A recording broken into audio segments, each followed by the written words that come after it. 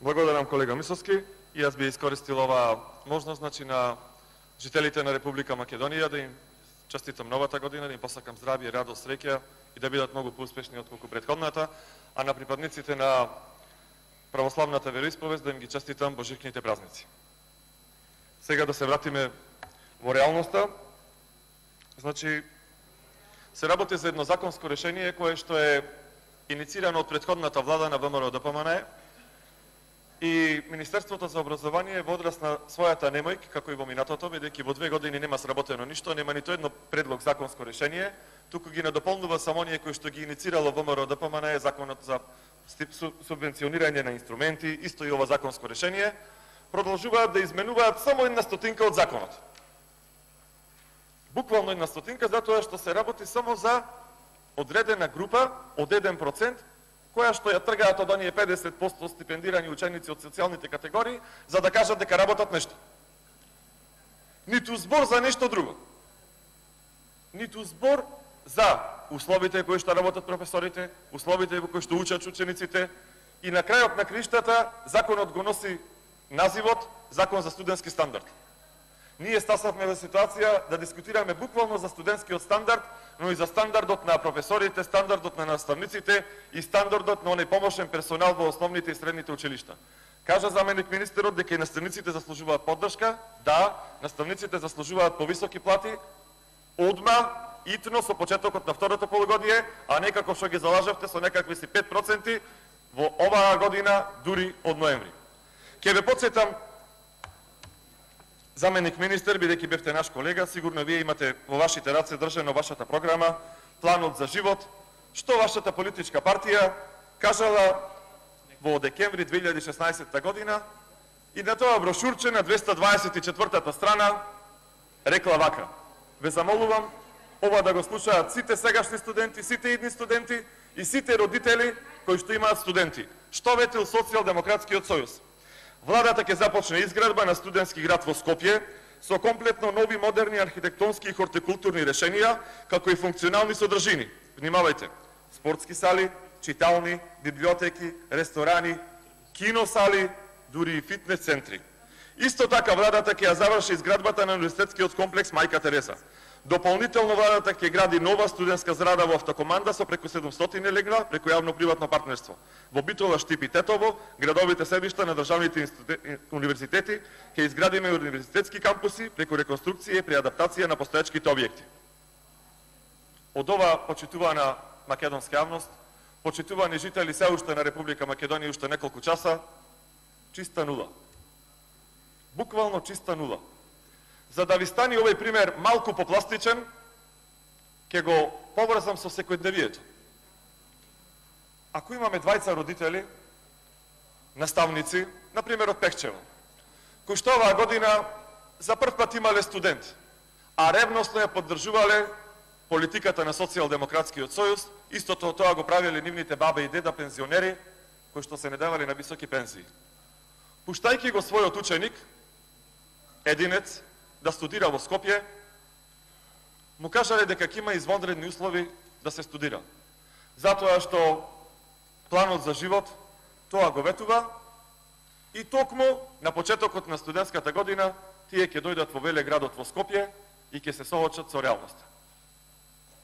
Околу 25 септември студентот од Пехчево се спрема да оди во Скопје и да студира, например, стоматологија. Оди да купи автобуска карта, неговите родители велат: дојде новиот живот, имаме современи автобуси, бидејќи владата оддели средства за автобусите во Скопје, ќе има и за Пехчево, за Битола, за Прилеп, за Тетово, за сите градови, бидејќи истовремено ги сакаме сите.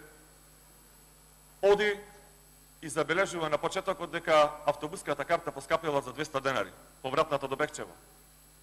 Но родителите, баба му и деда му викаат: издржи, внуче, тоа е техничка грешка се зголеми акцизата 3 денари, нема проблем, ќе појдеш еднаш Скопје, таму те чека велеградот со нови студентски домови, фитнес сали и ти ќе бидеш одличен студент. Владата на Социјалдемократскиот сојуз која гласаа твоите родители, твоите баба и дедо, бери гајле за стипендиите, бери гајле за студентите, бери гајле за професорите. Затоа што е влада која што се бори за сите. Студентот стасува во Скопје, и се сместува во студентскиот дом Гоце Делчев. Тој велелентен студентски дом, кој што во времето на ВМРО ДПМН претрпе огромна реконструкција. Гледа дека условите не се такви, но нема време да се задржи многу на студентскиот дом, бидејќи го има првиот бруцевски студентски час. Се јавува дома во Меѓурје, вика: мамо, тато, бабо, дедо, не е вака како што ми кажувавте. Но ќе појдам на факултет и ќе се вратам. Да доразгледам што се случува во студентскиот кампус кој што ми го ветувавте и кој што премиерот Заев при гостувањето во Пехчево го вети. 4 часа, 4 вежби, вечерта сиди уморен студентов и сака најпрвин да се истушира, што е нормално. Ја пушта чесмата, го пушта чушот и ги фаќа оние 28 црни студентски денови во студентскиот дом Гоце Делчев, кога што немаше вода. Замислете, во планот за живот, сигурно не ви ветија дека студентскиот дом Гоце Делчев ќе нема вода. И му текнува одма на студентот да му се јави на пратениците од Шарената револуција, представниците на студентскиот пленум, кои што им ветуваја одлични услови за живот во рамките на нивното школување. Но се вика, нема вода за туширање, но ќе појдам долу во фитнес сала, барем малку негативната енергија да ја испуштам од мене, за да можам вечер да продолжам да учам. Слегува долу, ја бара фитнес сала. Ја нема.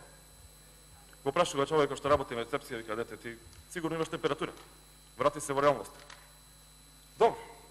Се слуша со женската, вика: вечер одиме на кино, бидејќи во програмата за живот, во планот за живот, во Гоце Делчев за 6 месеци има отворено современо 4D кино. Се договара, тргнува и што ќе види? Струја нема во ходниците, не па кино. И си рекол: не бива што не бива, нема кај да се стуширам, сега слегувам во затворениот базен, малку да поуживам. Не може вака повеќе, студент сум на стоматологија, не сакам да ги разочарам мајка ми, татко ми, баба ми и дедо ми, кои што го поддржаа планот за живот, кои што земаат сега по високи пензии, по високи плати, барем да си скапам еднаш. Слегува долу и што да види? Само инфраструктурните дупки на улиците можеле да му заличат на базен. На базенот кој што го вети Социјалдемократскиот сојуз. Ова е вистината, почитувани колеги шарени револуционери, сега шарени функционери. Ова е вистината, почитувани пленумци. Толку беше од вашата грижа и како влада, и како наши колеги, и за студентите, и за учениците, и за наставниците. Платата ќе им ја покачите 5% дури од ноември. Студентите ќе продолжат да се тушираат без вода.